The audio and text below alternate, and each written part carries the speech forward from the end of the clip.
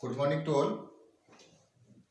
Reproductive system की अपन बात कर रहे थे, तो इससे लास्ट वाला जो वीडियो था उसके अंदर मैंने मेल रिप्रोडक्टिव सिस्टम के ऑर्गन्स और physiology of the male reproductive system, function of male reproductive system के बारे में एक्सप्लेन किया था।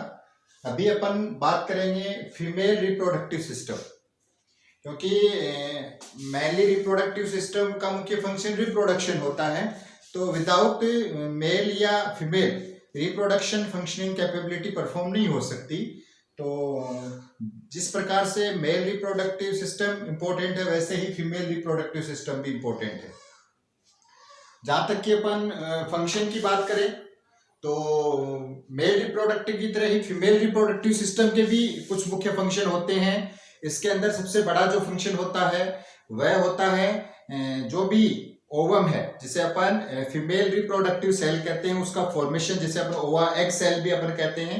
इसके साथ साथ में जो भी फीटस है उसका डेवलपमेंट करना। तो ये कुछ ऐसे फंक्शन होते हैं। इसके साथ साथ में फीमेल रिप्रोडक्टिव हॉर्मोन्स का सिक्रीशन करना। तो ये कुछ ऐसे फंक्शन होते हैं जो फीमेल रिप्रोडक्टिव सिस्टम के द्वारा रेगुलेट होते हैं। अब अपन बात करेंगे parts of female reproductive system की। तो parts of female reproductive system को भी अपन एक्सटर्नल और इंटरनल दो पार्ट में सब डिवाइड करते हैं। तो यदि अपन एक्सटर्नल की बात करें तो सबसे पहले Libya majora, Libya minora, hymen, इसके साथ साथ में क्लिटोरिस, इसके साथ साथ में इससे ही एक सराउंडेड स्ट्रक्चर होती है बार्थोलिन्स ग्लैंड। तो ये कुछ जो पोर्शन होता है ये एक्सटर्नल रिप्रोडक्टिव ऑर्गन्स के अंदर आता है। और इंटरनल रिप्रोडक्टिव ऑर्गन्स की यदि अपन बात करें तो इसके अंदर वेजाइना, इसके अलावा यूट्रस, ओवेरी और फैलोपियन ट्यूब। तो ये जो ऑर्गन्स आते हैं ये इंटरनल स्ट्रक्चर के अंदर आते हैं। अब अपन सबसे पहले बात करेंगे लिबिया मेजोरा की। जो भी अपन एक्सटर्नल जो ऑर्गन्स होते हैं उनकी जहां तक अपन बात करें तो सबसे पहले लिबिया मेजोरा। लिबिया मेजोरा जो है वो मोस्ट आउटर प्रोटेक्टिव लेयर होती है। एक प्रकार से फ्लैप नुमा स्ट्रक्चर होती है, जो एक प्रकार से लिप्स का जो स्ट्रक्चर होता है उस प्रकार का स्ट्रक्चर होता है। इसका जो फॉर्मेशन होता है वो मुख्य रूप से स्ट्रेटिफाइड एपिथेलियम टिश्यू का होता है, जो एक प्रकार से मल्टीपल सेल्स के द्वारा इसका फॉर्मेशन होता है।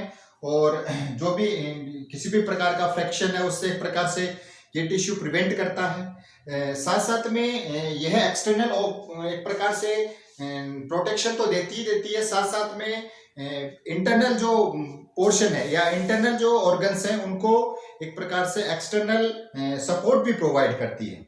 साथ साथ में ये जो आपका लिबिया मेजोरा जो स्ट्रक्चर होता है ये मोस्ट आउटर लेयर होता है और इसके अंदर ऑयली सिक्रीशनरी जो ग्लैंड्स है वो पाई जाती हैं। और यही जो ऑयल सिक्रीटरी जो ग्लैंड्स होती हैं ये ऑयल प्रोडक्ट या ऑयल लाइक सब्सटेंस रिलीज करती हैं, जिसके कारण यहाँ पे एक प्रकार से जो भी बैक्टीरियल ग्रोथ है या किसी भी प्रकार का इन्फेक्शन है उससे एक प्रकार से प्रिवेंशन करने का मुख्य कार्य करती हैं। साथ साथ में एंट्रेंस प्रोवाइड करती हैं, जो भी आपका स्पर्म सेल है वो आगे वेजाइना की तरफ प्रोसीड हो जाए।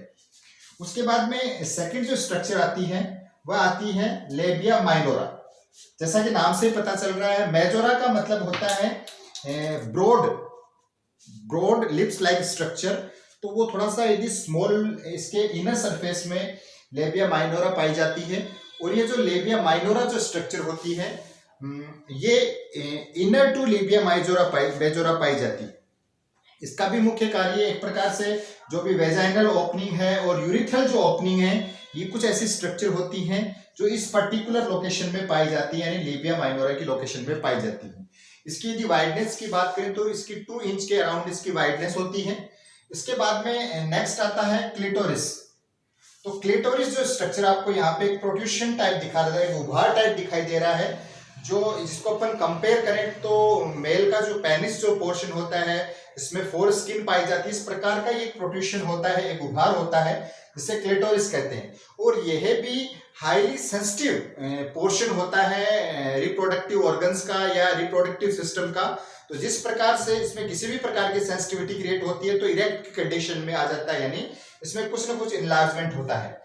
साथ साथ में एक स्ट्रक्चर होती है जो इसको सराउंड करके रखती है, इसे बार्थोलिन ग्लैंड कहते हैं।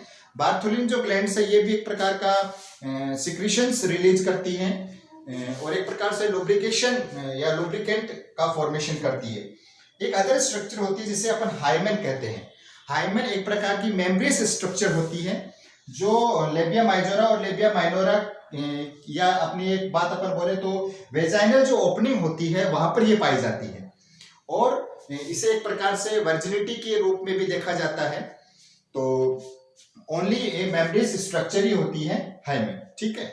इसके बाद में अपन बात करेंगे इंटरनल ऑर्गन्स की। तो इंटरनल ऑर्गन्स की जब अपन बात करते हैं तो ऐसा कुछ स्ट्रक्चर निकल के आता है जो अपन ने स्टार्टिंग का जो वीडियो जो अपन ने बनाया था उसके अंदर आपने देखा होगा। तो ऐसी कुछ स्ट्रक्चर निकल के आती है इंटरनल स्ट्रक्चर की। यदि अपन बात करें तो इसके अंदर डिफरेंट जो ऑर्गन्स होते हैं या डिफरेंट जो पार्ट होते हैं,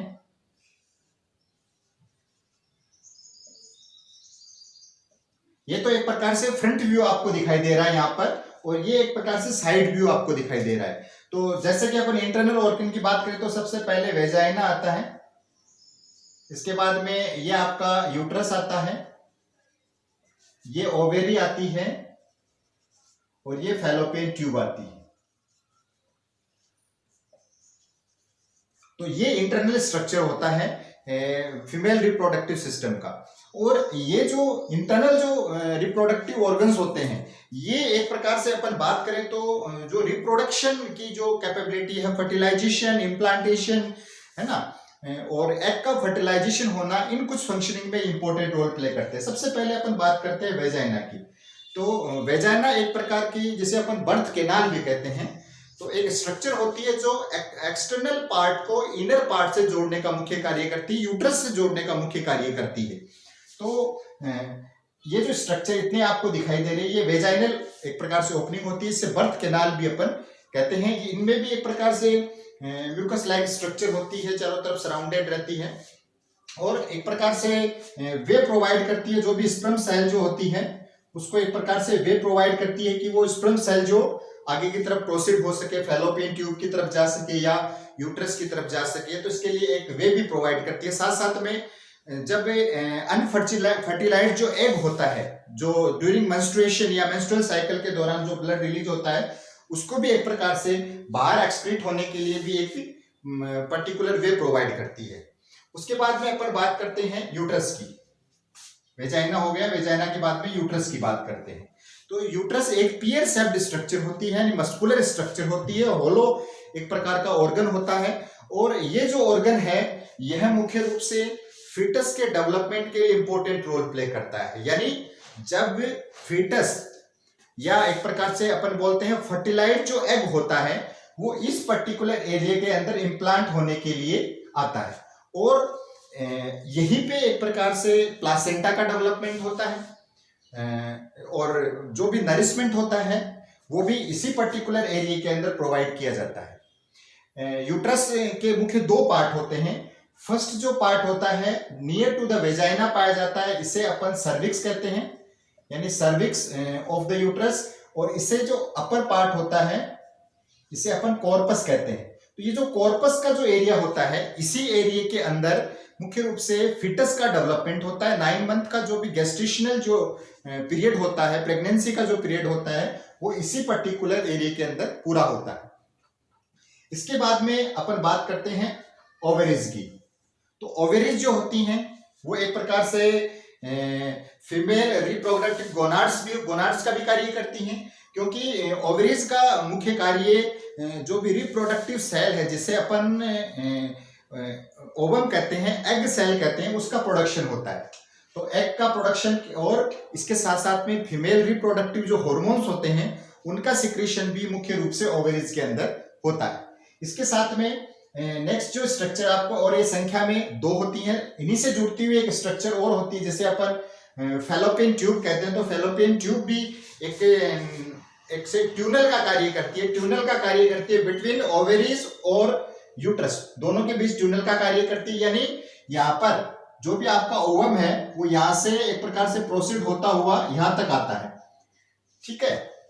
तो और एक दूसरा जो फंक्शन होता है फैलोपियन ट्यूब का, वो ये होता है कि ये एक प्रकार से एक साइट प्रोवाइड करती है फॉर फर्टिलाइजेशन, यानी फर्टिलाइजेशन के लिए एक साइट का फॉर्मेशन भी फैलोपियन ट्यूब में ही होता है, क्योंकि जो फर्टिलाइजेशन की जो फंक्शनिंग होती है वो फैलोपियन ट्यूब के अंदर ही होती है। फैलोपियन ट्यूब भी संख्या में 2 होती है। तो इस प्रकार से अपन यदि एनाटॉमी की बात करते हैं तो एनाटॉमी के अंदर जो भी इंटरनल और एक्सटर्नल जो ऑर्गन्स होते हैं उनके अंदर सबसे पहले मैंने बताया आपको, इंटरनल ऑर्गन में labia majora, labia minora, clitoris, hymen and Bartholin glands. उसके बाद में वेजाइना, यूट्रस, ओवेरी और फैलोपियन ट्यूब, ये कुछ स्ट्रक्चर होती हैं जो कहां पर पाई जाती हैं, आपका इंटरनल फीमेल रिप्रोडक्टिव ऑर्गन्स के रूप में पाए जाते हैं। इसके साथ साथ में अपन फंक्शनिंग की यदि बात करते हैं तो फंक्शनिंग की बात करते हैं तो सबसे पहले वेजाइना की फंक्शनिंग की बात करते हैं तो वेजाइना एक वे प्रोवाइड करती है और एक कनेक्शन प्रोवाइड करती है for external female reproductive organ को एक प्रकार से यूट्रस से जोड़ने का मुख्य कार्य करती है। साथ साथ में यूट्रस का मुख्य कार्य, यूट्रस का जो कार्य होता है वो इम्प्लांटेशन होता है, साथ साथ में प्लेसेंटा फॉर्मेशन होता है, इसके साथ साथ में फिटस का डेवलपमेंट करना होता है, उसको नरिशमेंट प्रोवाइड करने का होता है। फैलोपियन ट्यूब जो होती है वो एक प्रकार से फर्टिलाइजेशन के लिए साइट प्रोवाइड करती है, ट्यूनल का फॉर्मेशन करती है बिटवीन ओवेरीज एंड यूट्रस। और जो ओवेरी होती है तो ओवेरी का मुख्य कार्य जो होता है वो एक प्रकार से ओवम या एग सेल का फॉर्मेशन करना, और इसके साथ साथ में जो भी एस्ट्रोजन और प्रोजेस्टेरोन जो हार्मोन्स होते हैं, जो फीमेल रिप्रोडक्टिव हार्मोन्स होते हैं, उनका फॉर्मेशन करना या उनको रिलीज करना मुख्य कार्य ओवेरीज का होता है। तो इस प्रकार से ये जो आपका फीमेल रिप्रोडक्टिव था इसमें इसका anatomy and physiology function of the, इसके साथ में ये तो टॉपिक की बात हो गई। अब अपन नेक्स्ट जो 1-2 शॉर्ट नोट रहेंगे रिप्रोडक्टिव सिस्टम से रिलेटेड, उसके अंदर फर्टिलाइजेशन, मेंस्ट्रुअल साइकिल, स्पर्मेटोजेनेसिस, ये कुछ ऐसे शॉर्ट नोट जो हैं वो आपको नेक्स्ट क्लास के अंदर मिलेंगे। Thank you.